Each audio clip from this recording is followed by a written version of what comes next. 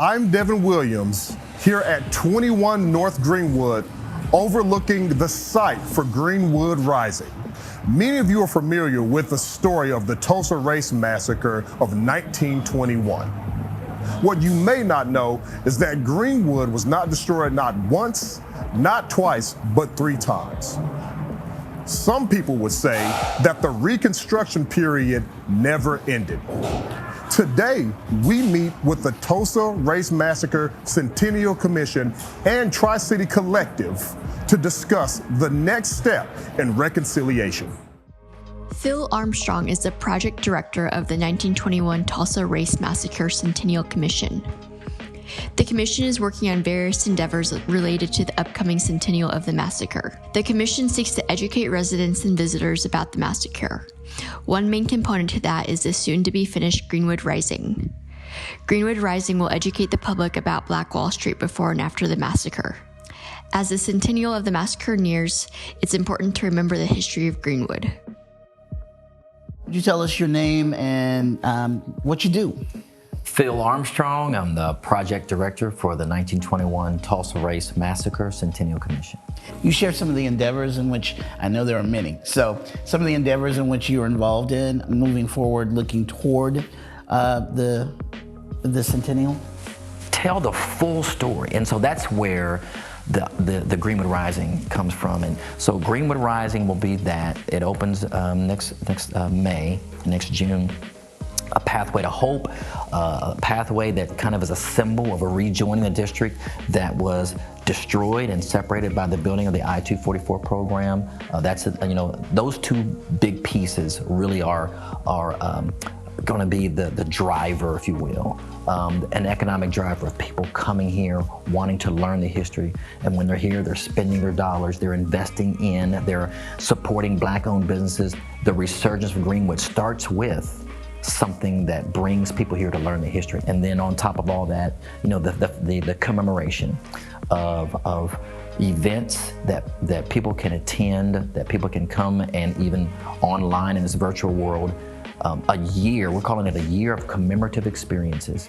You mentioned that this is the 2nd iteration of the commission, and then you mentioned, and I was going to lean in on that a bit. You mentioned the first Representative Don Ross, who I remember from my days as a college student journalist covering the House of Representatives back in the late 80s, mid to late 80s. What happened to that first commission? So that commission from 1997 to 2001, they were tasked with actually looking at a couple of things. Researching the actual number of deaths to get rid of the misnomer that the Tulsa Tribune back in 1920 reported only 33 deaths. People knew for years that was a fabrication. Fake news has been around for a long time. It's nothing new. Nothing new. Nothing new. And so they did the research, and that was led, Mr. Blackburn, that's over the Oklahoma Historical Society Bipartisan Commission, and they did the in-depth research based on what they could gather from death records, those that were missing persons never found, and that's where that number of at least 300. Probably more than that, but they've rested on that 100, 300 lives lost, period. They did that full research. The second aspect they looked at is the actual financial damages. The actual first review or look into reparations came from that commission. That's how when you go to the Greenwood Culture Center and see the 1921 memorial, and it lists every business, every financial claim, insurance claim is listed there, and that's $2.7 million was 1921 dollars. Everybody, conservative estimates say that's anywhere between $30 to $50 million now.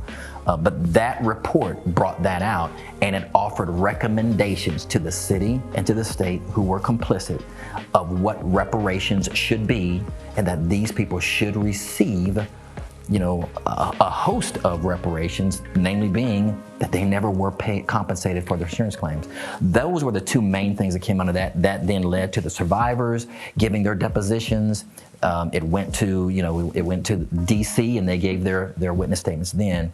But that led to the court case for reparations. And in 2001, I believe, is when it went to in Colorado, it went to the federal court there, and the only thing that really turned it down, or the legal fine line, was statute of limitations. It's not that anybody could see that. I mean, everybody was in full support. They should receive it, but based upon the laws of the land, that statute of limitations had been exceeded, and that was the end of the lawsuit. There was nothing else you could legally do.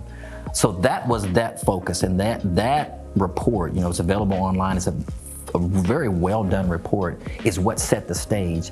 It's just very sad that there was not enough political capital and political will for those who led the city and the state at that time to say, well, the court system may have said no, but that doesn't mean that we can't do something. Right. That we've got foundations, companies, corporations, and we are going to proceed with raising money to give reparations. To see it happen now, it's wonderful to see people come to the table and say, you know, it's time. But to know that report sat there since 2001, it's sad, because many of those descendants that were still alive, you know, they're gone, and they never got to see this day. I'd say that's probably as much of a wonderful thing as that we're passing this history on and educating. The sad thing is that it took this long for people to sit and say, okay, enough's enough. It's time for people who have the resources, who have the capital, to sit down with this community and say, we're here. What can we do together? Right. Yeah, I am going back to an earlier part of your what you just shared. I calculated with my students this semester that Simon Barry would be worth in today's money over $2 million a year. Yes. Which is just yeah, it's phenomenal. And I think one of the things that I wanted to bring to you, and you've touched on it, right, is that I agree with you. I don't feel like what Greenwood was I feel like that's still underexplored, right? Yeah. That the economic independence, the vitality, the entrepreneurship, the fact that it was a safe community, a safe and prosperous community in the face of the most severe Jim Crow laws in the country, right? Which speaks to a great degree of resiliency. Yeah. And you mentioned, I call them the Reawakenings, and I say there are three, right? The first, within a year, and then the second, somewhere probably in the 40s, maybe. I know in 1941, the district was I think its economic peak was in 41, which is really fascinating, right? To think about it and what was happening in the country, right? And then the third reawakening being today. What in your opinion was at the root, in addition to this resiliency, at the root of these reawakenings? And when you just touched on the insular economy that Greenwood and many black communities, that's what happened to the Red Summer of 1919. Greenwood was not unique in terms of black communities that prospered. Jim Crow caused that to happen. And I'm saying this because when I do get the opportunity to go into schools, you've got to break this down to these young people that have no clue of what a segregated society was like. And so I'll use themes like, I'll say, does everybody know Reese's grocery store? And they're like, yeah. And I'll say, imagine if, let me tell you what segregation did to Greenwood and why it prospered. And I'll say, imagine if Governor Stitt said, I make an executive order that you can only buy eggs and milk from Reese's grocery store at 15th and Lewis. It's against the law to buy it anywhere else. And that's the only place you can get it. And I say, can you imagine the line of people that would be wrapped around that grocery store because it's the only place you could buy milk and eggs legally, right? And I said, that's what segregation did to black communities. It was the only place that black people could borrow money, could buy the groceries, to spend their money and enjoy going out to dinner and interacting. I've been hearing people more so now saying, I'm gonna make a pilgrimage to Tulsa.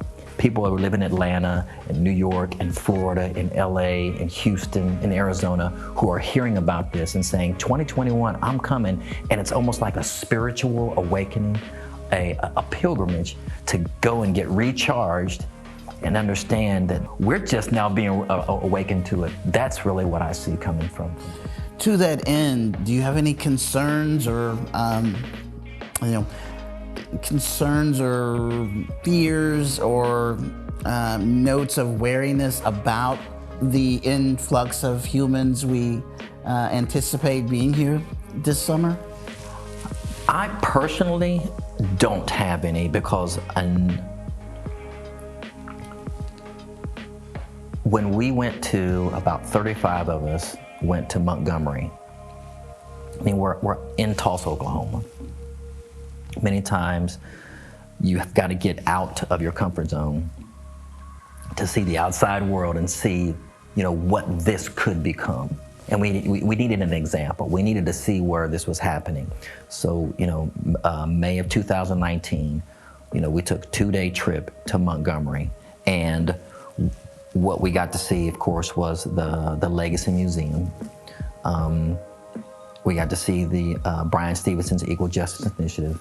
We got to go through the National Memorial for Peace and Justice, or the Lynching Museum, Rosa Parks Museum, Dexter King Avenue Baptist Church.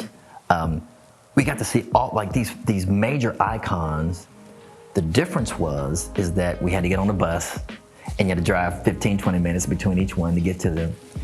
But what I'm getting to is, so the Legacy Museum and the National Museum for Peace and Justice opened in, I think, March of 2018. We visited in May of 2019. By August 2019, I think it was either the Wall Street Journal or the New York Times publishes an article, the #1 economic driver and resurgence in Montgomery, Alabama, the Legacy Museum and the Lynching Museum. And so we come back here and say, that's where we're headed. And the difference is, you don't have to get on a charter bus. Have you introduced those safeguards in your talks with the city and the state, or any traction regarding those things? Greenwood must come back, and these are faces that do not look like you and me. I think the modern day term now is called white allies, and you've got to have them. And to have them come to the table saying, you don't have to ask, we're ready. We are wanting to work with someone who does a master plan of this community. We've got the set-asides. Yeah, that sounds positive. I moved here from Columbus, but I was born and raised in a small farm town called Bidwell, Ohio. Yeah, it's a very southeastern edge. The quick history is that part of Ohio River, when West Virginia was Virginia and was still a slave state. If you can make it to the Ohio River, and when you crossed parts of the Ohio River, when your feet touched southeastern banks of Ohio, you were free. And so historically, there are these small communities all along the southern edge of Ohio where black communities, and some of them were communities where slaves, former slaves, started little small pockets of communities. And I fortunately was born and raised in one of those towns and communities that had that history. I'll dig into that history some more. But since you're not from here, and neither am I for that matter, what do you love about Tulsa? The rich history, #1, but the people. It was the place, when I came here, I was like, this is like being back home in Ohio. It's just a smaller version. It's just a bunch of country people in a small city. Right. But I love the way that people, and we have our problems, obviously. I mean, we don't forget, this is the home of the tragic Terrence Crutcher shooting. The Easter Day shootings from a few years ago. But in between those moments, there is such vibrancy in the people who live here.